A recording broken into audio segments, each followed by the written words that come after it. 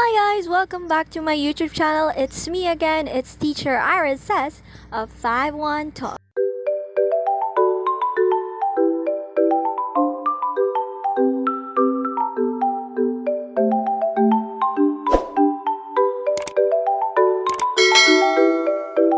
Okay, hello guys.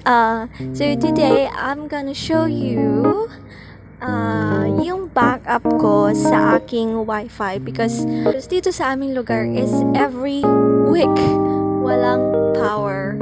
Wala pong power. So maybe sa ibang lugar din nagkakaroon din ng power interruption lagi. So I hope na makatulong itong aking backup na i-share ko sa inyo kung paano ito gawin at kung saan ko to binili. Okay, so mag-start na tayo. Huwag na nating patagalin at tayo ay mag-start na.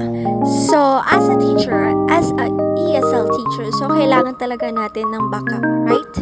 Kasi dahil sa tatapwat. Okay, so because ano ba naman? So, yun nga, kailangan natin ng backup sa ating mga gamit kasi nga magkakaroon tayo ng malaking penalty kung hindi natin yan gagawin. Okay, so sinabi na rin sa atin yan before tayo mag-apply or nag-apply tayo ay kailangan natin mag-provide ng ating mga backups.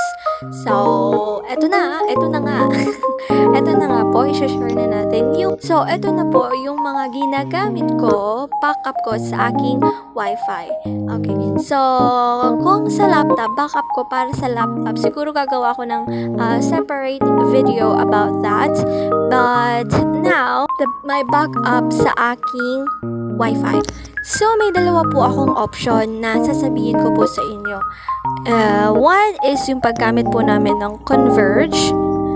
And then, pangalawa is meron po akong backup na wifi dito na prepaid wifi siya, niloloadan. So, if hindi pwede yun, nagloloko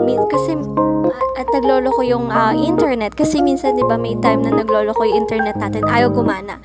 So itong prepaid wifi ang aking ginagamit. I think binili ko siya ng around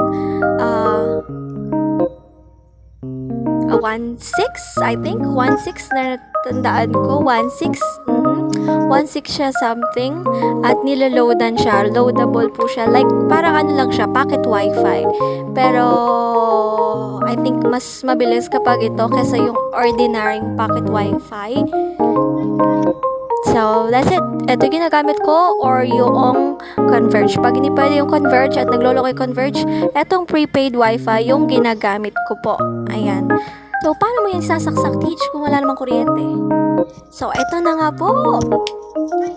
So, eto na nga ang ginagamit ko. First is eto pong power bank.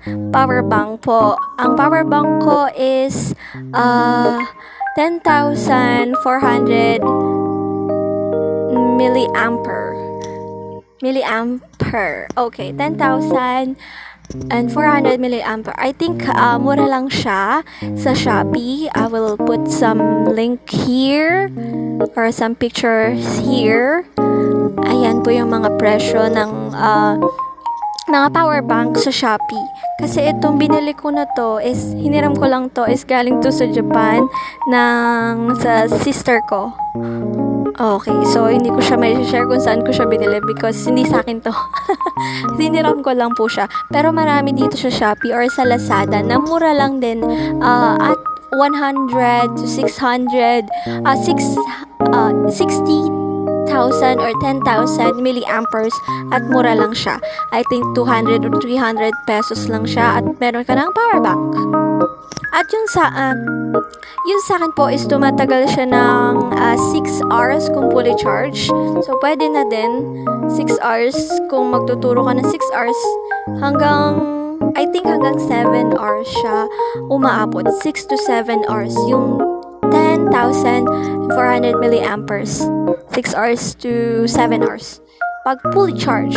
Okay, so kailangan bago mawala ng kuryente, fully charge na siya. And then, So, paano ko to i-connect sa internet? So, bumili po ako ng connector sa Shopee. I will put the link below kung saan ko po siya binili. I think around 90 plus lang po siya or 80 plus something. Basta ilalagay ko na lang po sa description below or picture niya dito kung saan ko po siya binili. So, ang connector po niya is USB type po siya. Yung dulo niya. At yung dulo niya po sa kabila is I don't know what is the... Di ko alam kung ano tawag dito. Basta ganyan po. Ganyan po yung dulo niya. Ayan, kung nakikita niyo po. Ayan po yung dulo niya. Ayan.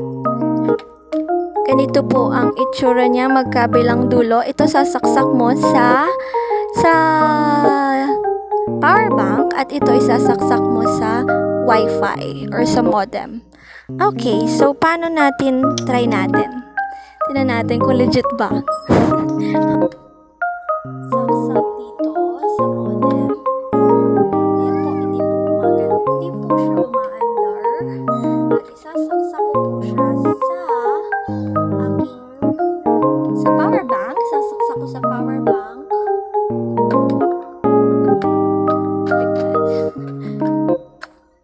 Ayan, look. Ayan po. Under na siya. Look. By using power bank lang. At here. Look.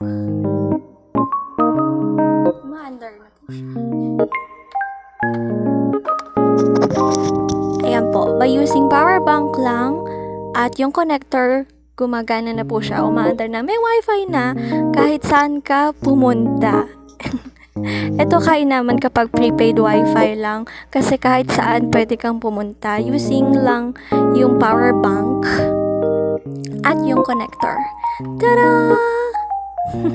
Okay, so that's it. So yun lang mga teacher. I hope na nakatulong ako sa inyo at I hope nakakatulong po sa inyo yung mga shinare kong ideas about backups ng mga Wi-Fi. So, I will do separate video about the backup of my laptop kung paano ko siya charge. Pero ngayon, ito muna ang aking i-share about the backup para sa Wi-Fi. Okay, alright, so we are done here now. Goodbye. Bye. Goodbye. I hope nakatulong ako mga teachers and see you next time on my next video. Goodbye.